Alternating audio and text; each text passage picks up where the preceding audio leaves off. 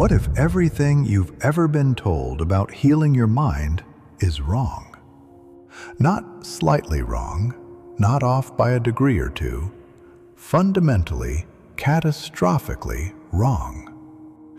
You've spent money, real money, on therapists who nodded politely while you talked in circles, on meditation apps that glowed on your nightstand while your anxiety spiraled, on weekend retreats by the ocean where you felt peaceful for exactly 72 hours before the same crushing weight settled back onto your chest the moment you pulled into your driveway, on sleep medication just to steal a few hours of unconsciousness from a mind that refused to go quiet.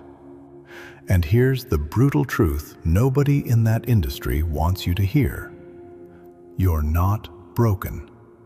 You were never broken. You were simply never given the right map. Today, that changes. What I'm about to share with you isn't a modern wellness trend. It wasn't born in a gleaming clinic or a luxury Manhattan high-rise.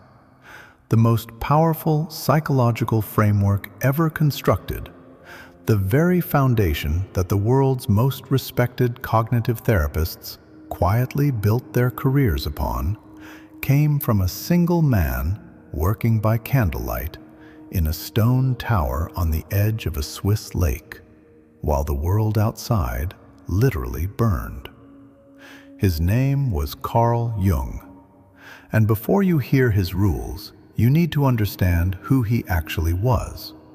Because if you don't grasp the context, you'll never feel the full weight of what he's handing you. This was not a comfortable philosopher gazing at a scenic window while composing elegant theories. Carl Jung descended into the most terrifying depths of the human psyche while watching civilization collapse around him. 2 world wars, collective madness, the darkest shadows humanity has ever cast upon itself. He dove into the chaotic ocean of the collective unconscious and came face to face with what lives down there. Violence, delusion, mass hysteria, the monster that every human being carries quietly inside them. In that stone tower by Lake Zurich, pressing against the absolute limits of his own sanity, under pressure that would have shattered almost anyone else into panic, rage, or madness, he didn't break. He wrote. Late at night, by a trembling candle flame, Carl Jung took notes for himself alone. Not for publication, not for posterity. These were his own medicine. Ruthless mental exercises he performed to preserve his sanity, his human dignity, and his inner stillness in the middle of complete spiritual chaos. What you're about to hear are the mental survival strategies of a man who refused to be consumed by the darkness surrounding him. 10 rules. And if you actually apply them, they are worth more than a decade of conventional therapy. Because these rules don't just heal your wounds, they harden your skin until nothing can cut you that easily again. Give me your full attention. This is Rule 1, the division of control. For a moment, bring to mind everything that's troubling you right now. Everything that steals your sleep at 3 in the morning. Maybe it's the economy and what it's doing to your savings. Maybe it's what your boss actually thinks of you behind closed doors. The fear of getting sick. The agonizing uncertainty of whether someone you love truly loves you back. Feel that knot in your stomach. That tension across your shoulders. Every ounce of that suffering flows from a single fundamental error. A calculation mistake you make every single day without even realizing it. You are trying to control what cannot be controlled. Real freedom, the kind that all genuine mental resilience is built upon, begins with the division of control. As Carl Jung descended deeper into the architecture of the mind, he repeated one truth to himself relentlessly. You have power over your own mind, not over external events, over your mind alone. Recognize this, and you will find your strength. Simple, almost obvious, and yet I guarantee you are not doing it. Life contains exactly two categories. In the first, everything that is entirely up to you, your own thoughts, your judgments, your desires, your goals, and most critically, your own actions. These are yours. No one can take them from you. This is your kingdom. In the second category, everything else. Your reputation, your finances, your body, no matter how carefully you tend to it, it can still get sick.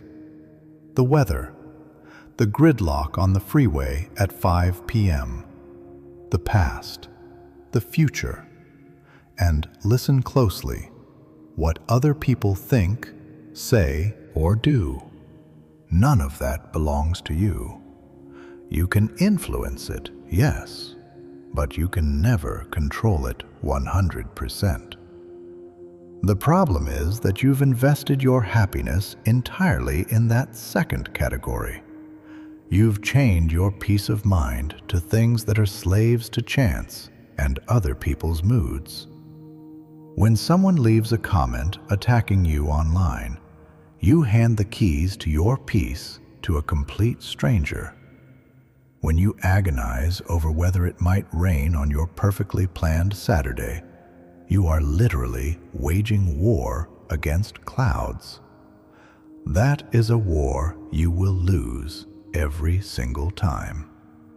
And that cycle of constant defeat is what you call stress.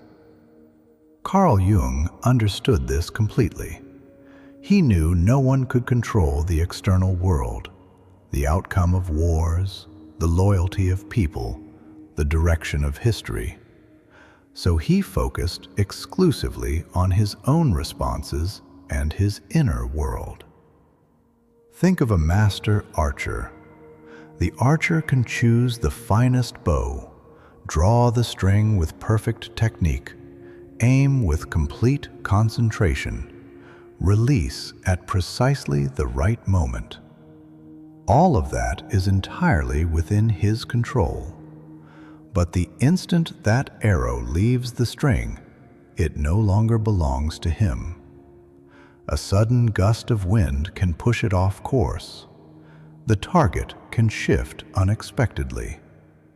If the archer ties his entire worth to hitting the bullseye, he becomes a slave to the wind. But if the archer places his value on having shot perfectly, on having given everything he had, then wherever that arrow lands, he is unconquerable. You must be that archer. Your job is to do your work with excellence, to be the best partner or friend you're capable of being, to care for your body with everything you know. But the final result, whether you get fired, whether that person leaves, whether you get sick, that is not yours to command. The next time you feel anxiety climbing up your throat, stop everything. Ask yourself the one question that changes everything. Is what I'm worried about 100% within my control? If the answer is no, immediately practice mental detachment. This is not resignation. This is not giving up. This is strategy. This is stopping yourself from firing all your ammunition at the sky. When you withdraw your energy from what you cannot control, you become extraordinarily powerful in what you can. Focused, precise, lethally effective. You stop being a leaf hurled around in the wind. You become an immovable cliff. That is the promise of the division of control. To become emotionally untouchable. Drop 11. I am the sole architect of my inner world in the comments right now. Rule 2. The wound is the judgment itself. You're walking down the street and someone turns and insults you. Instantly you feel rage, shame, maybe fear. Your heart hammers. You think that insult wounded you. But is that actually true? Let's analyze this with a surgeon's cold precision. What is an insult? Sound waves traveling through air, vibrations striking your eardrum. Can those vibrations cut your skin? No. Can they break your bones? No. Then why does it hurt so much? It hurts because you decided to let it hurt. It isn't the event that injures you, it's your interpretation of the event. This was the golden principle Carl Jung engraved into his mind each morning. Remove the judgment, and you remove the feeling of being wounded. Remove the feeling of being wounded, and the damage disappears entirely. We live inside a continuous hallucination. We don't see reality as it is. We see it filtered through our internal judgments, what Jung called projecting the inner shadow onto the outer world. We see something and instantly slap a label on it. This is bad. This is unfair. This is a catastrophe. The thing causing your suffering isn't the event itself. It's the label you pasted onto it. Think about rain. If you're at home curled up with a warm cup of coffee and a book you love, rain against the windows is peaceful, almost magical. But if you're already late and you left your umbrella inside and you have to walk 6 blocks, that exact same rain is infuriating and miserable. The water is identical. H2O molecules falling from the sky. The rain has no intention to soothe you or to ruin you. It is completely neutral. You placed the pain or the pleasure there yourself, with your own judgment. Jung practiced a technique of stripping objects and situations of their emotional charge by describing them in purely objective terms. Seated at a lavish dinner, he would refuse to be seduced by the display. He would think, this is simply the dead flesh of an animal. This is fermented grape juice. This fine fabric is thread spun from animal hair. By describing things as they physically were, he stripped away their power to seduce or terrify him. You can do the same with your problems. Someone you loved deeply left you? The objective reality is, I am living in a different place now, and that person is no longer present in my daily life. The judgment destroying you is, I am unworthy of love. I will die alone. This is annihilation. Lost your job? The reality is, I don't have to go to that office tomorrow morning. The judgment is, I am a failure. You have to recognize that you are complicit in your own suffering. When someone hurts you, For that hurt to penetrate you, you must accept it. It's like someone throwing a burning coal at you. If you don't catch it, the only person burned is the one who threw it. But most of us don't just catch it. We press it against our chest and scream, "Look what you did to me!" Mental freedom arrives when you become the gatekeeper of your own mind. You decide what gets in. You choose how to label what happens to you. You can see an obstacle as a catastrophe or as spiritual training. You can receive criticism as an attack or as irrelevant background noise. Practice this today. When something goes wrong, pause. Separate the reality from the meaningless story. Say out loud, "The reality is that I lost my keys. The story that I'm an idiot and my entire day is ruined, that is a lie I added myself." Delete the story. Stay only with the fact. Only with finding the key. No drama, no extra suffering. When you eliminate the judgment, you become untouchable. Because the world can throw events at you all at once, but the power to transform those events into pain belongs only, exclusively, to you. Rule 3. The inner sanctuary. How many times have you told yourself you just need to get away? That the noise of the city is suffocating you, that your work is hollowing you out, that your home has become a prison of obligations. You dream of a remote cabin somewhere quiet, a stretch of coastline, a monastery on a mountain. You believe that if you change the scenery, the state of your mind will change with it. You are wrong. This is an optical illusion. The problem is not where you are. The problem is what you carry with you wherever you go.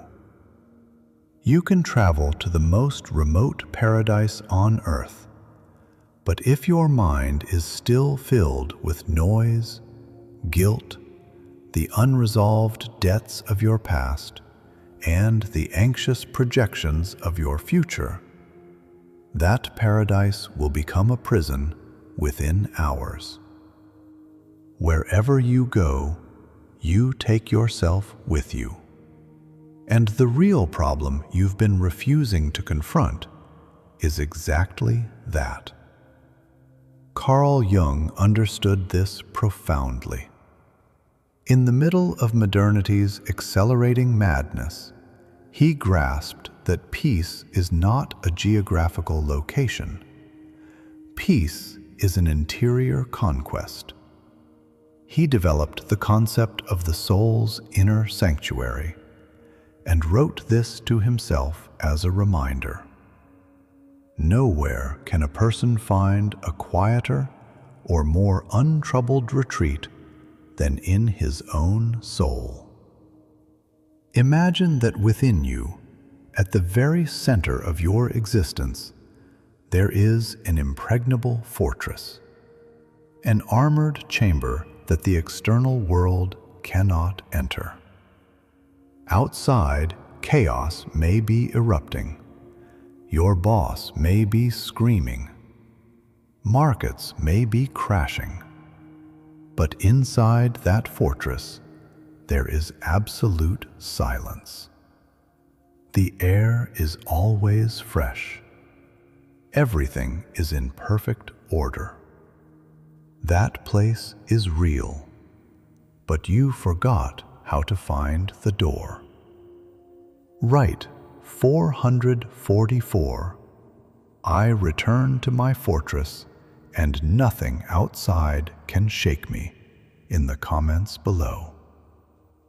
You've spent so much time reacting to traffic, to headlines, to the endless notification sounds of your phone, that you allowed the entrance to your own sacred space to become overgrown. Practiced the art of withdrawal to this inner sanctuary is not escapism. It doesn't mean ignoring your problems. It is a strategic retreat, like a wise commander pulling back to tend to the wounded, to resupply, to sharpen the swords before returning to the battle. Several times each day, you must learn to withdraw into yourself. You don't need a plane ticket. You only need to close your eyes and remember what you actually are at your core. To sever those invisible cables that bind you to other people's approval and the chaos of the present moment. In that quiet space, you ask yourself the questions that actually matter. Will what I'm experiencing right now mean anything 10 years from now? Am I acting according to my principles right now, or according to my fears? When you enter your inner sanctuary, you clean the dirty lens through which you've been seeing the world. 5 minutes later, when you walk back out that door, the world is the same chaotic world it always was. But you are no longer the same person. You are unshakable. You have remembered that nothing outside you can harm your soul unless you grant it permission. Most people live only on the surface of their own lives, blown around by every shift in the wind. You must learn to live from the center. Build your inner walls thick. Let your stillness be independent of the weather, the economy, the moods of the people around you. Your peace must be portable, self-sufficient, and accessible the moment you decide to close the door to the noise and open the door to your own soul. Knowing you have a place you can always return to, no matter what happens outside, is what genuine freedom actually feels like. Rule 4. The obstacle is the path itself. Life never unfolds the way you planned it. A project you poured months into gets canceled overnight. A relationship you believed in ends without warning. You chart a course for yourself, and then, right in the middle of it, a concrete wall rises up and blocks everything. Your instinct, the default response written into human nature, is disappointment. You pound the steering wheel. You curse your luck. You ask why it always happens to you. You see the obstacle as something that simply shouldn't be there. You experience it as a glitch in the system, a fundamental injustice standing between you and happiness. And right at that moment, you lose. You stare at the rock in the middle of your road and freeze, mourning what you think you deserved. Carl Jung, navigating the psychological depths, offers you a radical alternative, a method that will flip your entire perspective completely around. He didn't see problems and internal crises as walls to be broken through. He saw them as the raw fuel of spiritual growth. The philosophical approach that pulled millions out of despair goes like this: what impedes action advances action. The obstacle in the road becomes the road itself. Think about fire. If you have a small candle flame and you throw a rock at it, the candle dies. But if you have a roaring fireplace and you throw in a rock, a heavy log, even garbage, the fire doesn't go out. The fire wraps around the obstacle, consumes it, and because of that obstacle, it rises higher, burns hotter, and shines more brightly. You must be that roaring fire. The obstacle is not a problem to be avoided. It is the raw material you need to grow, to realize your potential, to become who you were always capable of being. If your manager at work is unfair and difficult, that is not a tragedy. That is your personal training ground, custom built to develop your patience and your diplomatic intelligence. If you suffer an injury and can't pursue a physical activity you love, that is not the end of the world.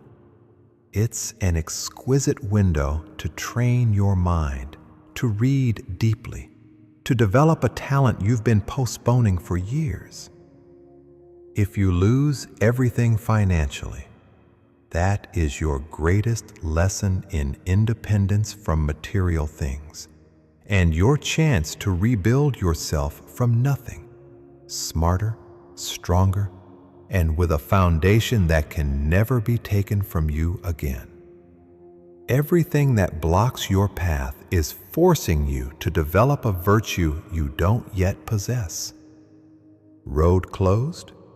Invent a new road. Rejected? Learn how to sharpen your offer or how to strengthen your self-respect. The obstacle is whispering exactly what you're missing. It is not a stop sign. It is a directional marker pointing you toward greatness. Stop wishing things were easier. Wishing for a life without obstacles is literally wishing to be weak. A muscle never grows without resistance. Character is never forged on a comfortable couch. It is hammered into shape through the friction of difficulty. When life throws a massive problem at your face, don't flinch. Smile slightly. Say, "Thank you. This is exactly what I needed to prove how solid my foundation actually is." Turn the obstacle into your advantage. Transform the heavy lead of your circumstances into the pure gold of your character. There is no bad situation. There is only a lack of creativity and courage to use that situation in your favor. Write 444. Every wall I hit is a door I haven't opened. Yet, in the comments right now. Rule 5. The approval trap. Here is one of the cruelest ironies of the human condition. You are the single most important person in your own life. You live with yourself every hour of every day. You pursue your own well-being, protect your own body, chase your own dreams. You love yourself more than anyone else. And yet, how paradoxical it is that you grant the opinion of a total stranger about you far more weight than your own opinion about yourself. You can know deep down that you did excellent work, and if no one around you applauds, you feel hollow. You can know in your heart that you are an honest and decent person, and when a stranger attacks you online, you feel something inside you collapse. Carl Jung analyzed this human tendency to hide behind masks with devastating precision. He would ask himself, how is it that every person loves themselves more than anyone else, and yet gives less weight to their own inner judgment than to what others think of them? Why do you hand the keys to your own self-worth to people you don't know? People who don't care about you? People who most likely don't even value themselves? You are living as if you're performing for an imaginary audience inside your head. You dress for them. You speak for them. You make major life decisions based on what you assume the crowd expects. Neighbors, family members, followers. Sculpting your choices to fit a script that society wrote for you. You've become an actor in your own life, desperately waiting for applause at the end of the play. Jung called this the persona, the social mask you wear. But the applause you're waiting for is poison. Because if you live for praise, criticism will kill you. If you need someone to say you're worthy in order to feel worthy, then when someone tells you that you're nothing, you will automatically believe that too. You've sold your value to the outside. You've handed your dignity to the unstable, confused, and often envious hands of other people. The cure is ruthlessly simple. You must learn to dismiss the opinions of others, whether they're good or bad. When someone praises you, don't float away on it. Remember that person cannot see your true inner world. They're only seeing the mask you're wearing. When someone attacks you, don't crumble. Remember, their opinion is not your reality. It is nothing more than the outward expression of their own wounds and unresolved complexes. Imagine a massive cliff face on the Atlantic coast. Waves crash against it constantly. Sometimes those waves bring gentle foam. Sometimes they bring violent storms and debris and rage. Does the cliff change? No. The cliff is still the cliff. It doesn't grow taller because the waves caress it, and it doesn't crack apart because they pound it. You must be that cliff. Your sense of validation must come exclusively from your own internal judgment. Did you act with integrity? Did you give your best? Were you honest? If the answer is yes, the opinion of the entire world is completely irrelevant. Shatter those chains of social approval.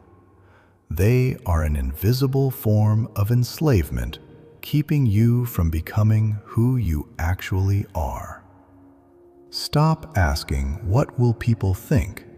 and start asking, "What do I think?" Reclaim the authority over your own life. At the end of the day, when you close your eyes, you will be alone with yourself. Make sure the only person you're truly trying to impress is the one looking back at you in the mirror. Rule 6. Love your fate. There is a source of suffering more corrosive and more exhausting than any physical disaster. It is resistance to what is real. Something bad happens. You lose your job. Your car breaks down on the highway. Right as you're walking out the door, the rain begins pouring so hard you can't see 2 feet in front of you. Your mind immediately screams, "This shouldn't be happening." This is so unfair. Why now? And then you waste enormous energy. Furious, complaining, your chest tight with resentment. Fighting against a reality that has already happened, that is already finished, that is already history. You get angry and the rain doesn't stop. You feel cheated and your engine still doesn't start.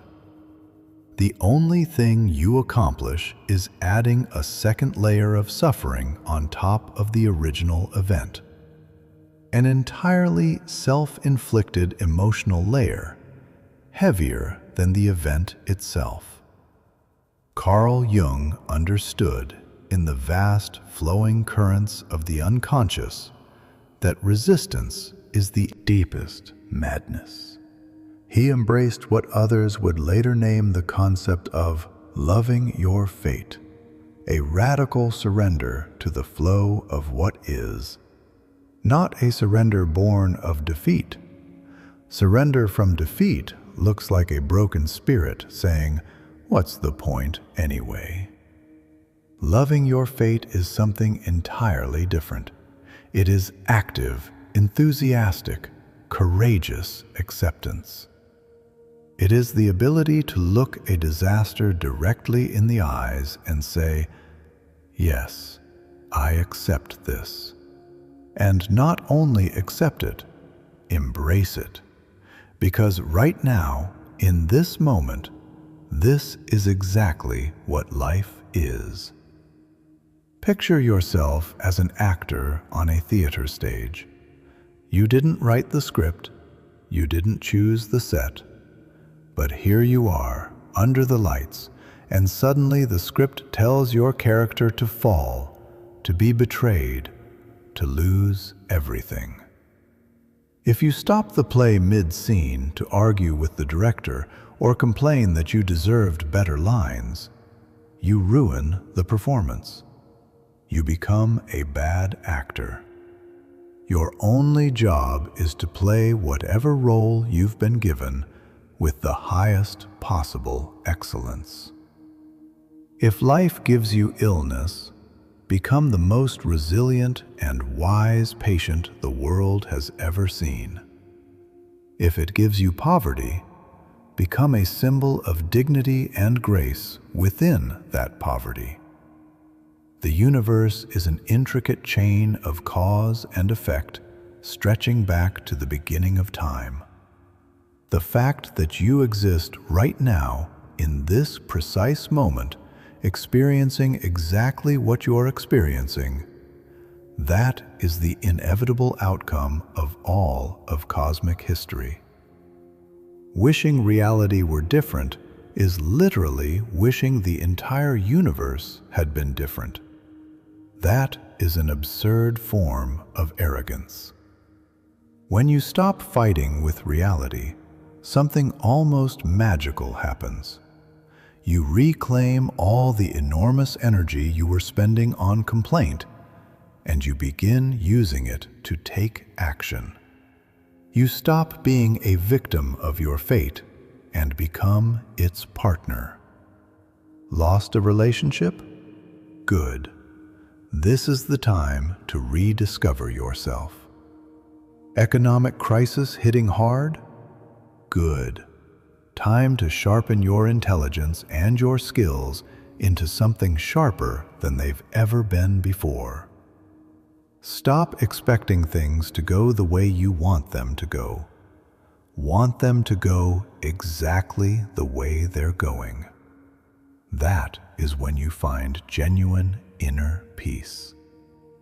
This is a brutal shift in mindset. It requires the death of that spoiled child, the ego, who believes the world revolves around his preferences. But once you achieve it, you become indestructible. If you love everything that comes to you as an opportunity, how can life possibly wound you? Rule 7. The view from above. Sometimes you feel like you're drowning in a spoonful of water. A minor argument with a colleague at work feels like the end of civilization. A credit card debt keeps you awake for weeks. A sarcastic comment ruins your entire month. You live trapped inside a myopic version of your own existence, where every small inconvenience expands into an insurmountable mountain. You're standing so close to the painting that you've completely forgotten the full canvas, the entire view.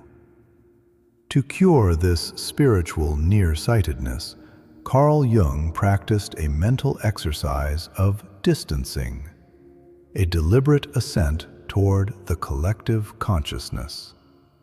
He would tell himself, "Consider the whole of existence, of which you are only the tiniest fraction, and the whole of time allocated to you, this blink, this flash that passes before you've even noticed it was there. I want you to do this right now."